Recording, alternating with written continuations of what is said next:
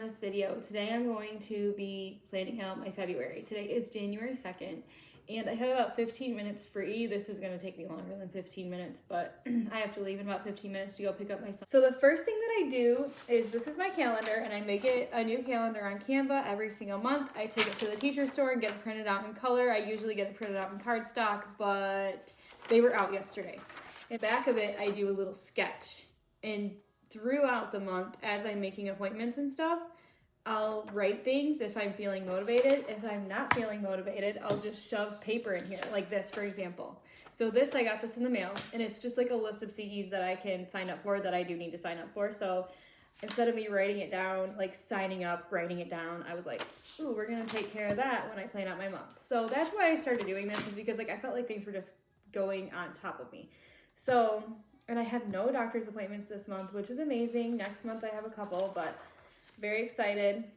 So I do everything that's on the top of my head, which I have no appointments. Oh wait, I have a dog. My dog gets groomed every single month. So let me find my dog groomer appointment. 13th at noon. Okay, Paxton groom.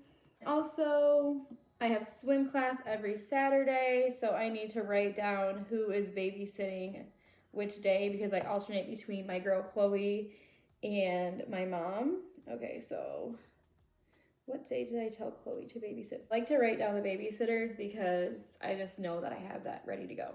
Okay, so now we're going to do feast days. So I go through this book, but I really like this one because she gives you ideas. She tells you about the saint, and then there's a prayer companion for that actual day. So I just started my car, and I have like 2 minutes before I have to pack up and go. Okay, so I'm gonna go over the February 1st with you. February 1st is the saint of Saint Bridget of Ireland, and basically it tells you a little bit about her in here, but from what I can remember, she like didn't grow up religious or something, and she gave butter, I think it was. I think she probably says it on here. She tended to the cows on her father's land, milking them and turning butter.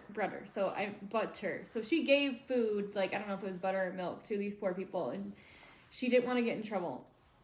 And so she prayed that she wouldn't get in trouble or something. And then the next day, or found that all the food that she had given away was back. Like, it was all full. So that was like an act of God, right? So after that, she decided to believe in God, and she became a nun. Yeah, she was a nun.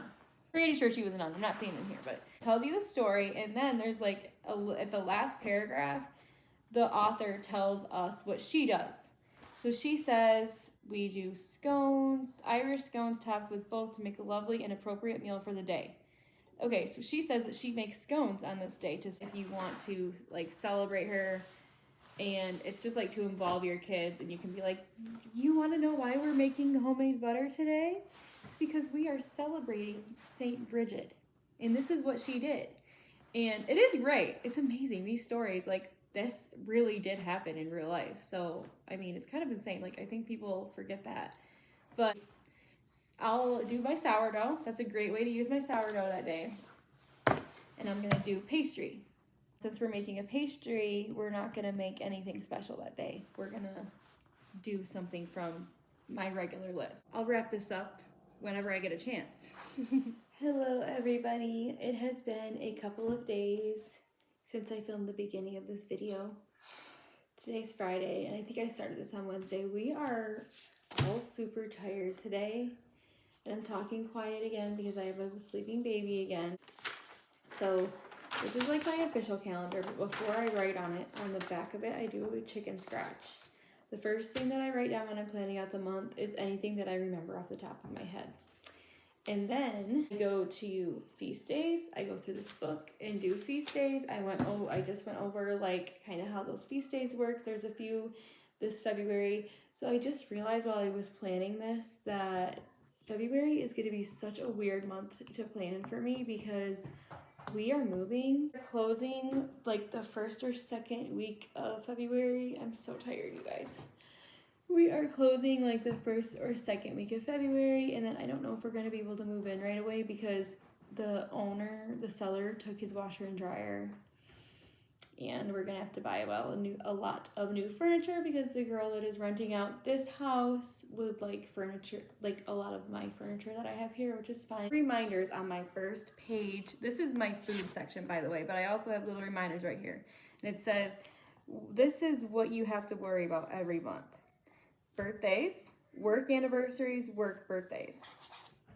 And then, so it's like, okay, Brooke, did you look at that? Yes, I have my dad's birthday, I have an aunt's birthday, I have a cousin's birthday, and then I have one work anniversary this month.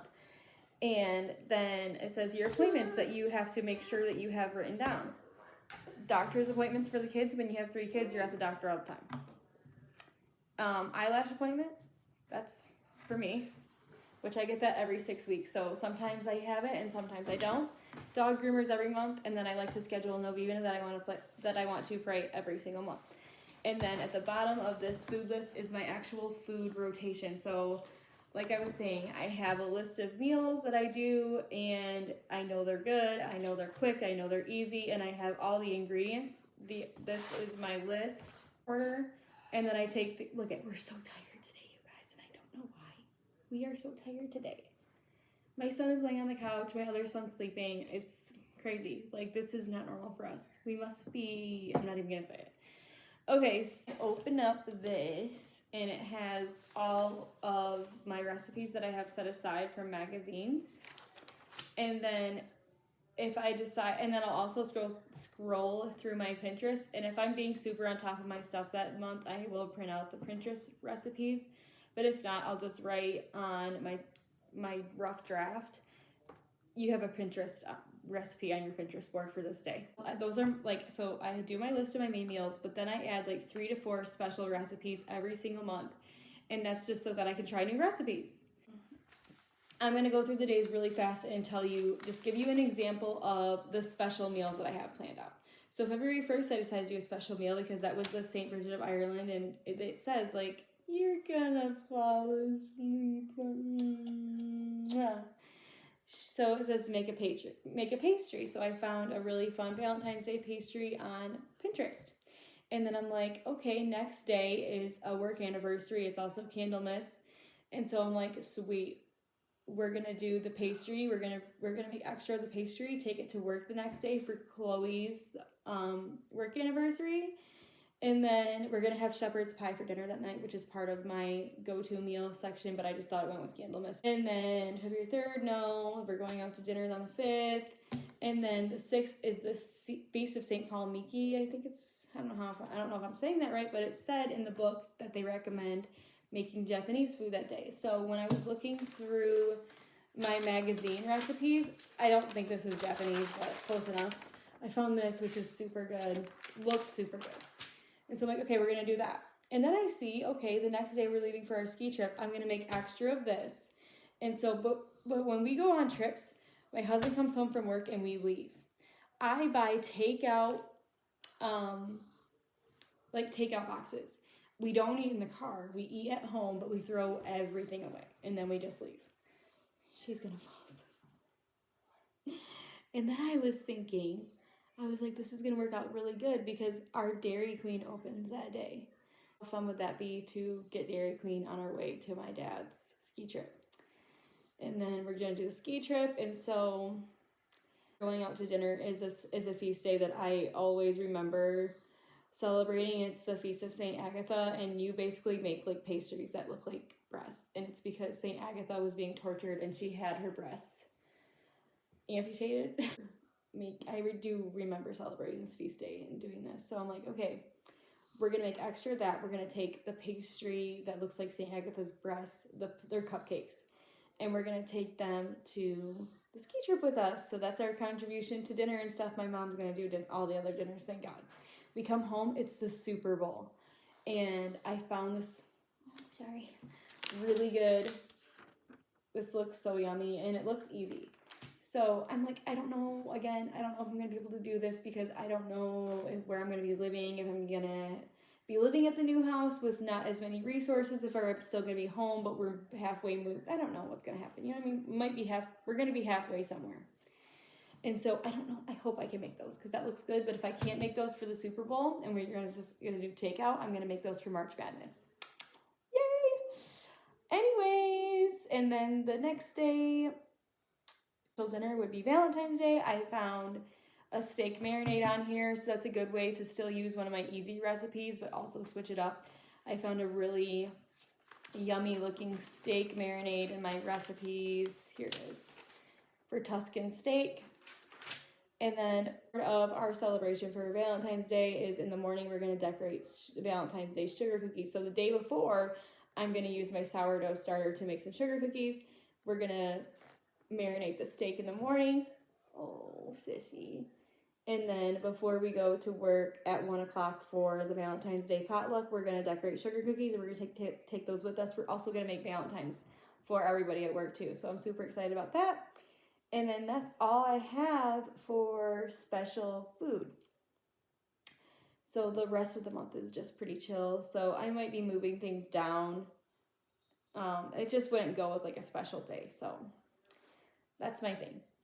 Okay, so the next section that I have, it's going to be so hard because I'm holding a baby right now, is my gift section in my binder.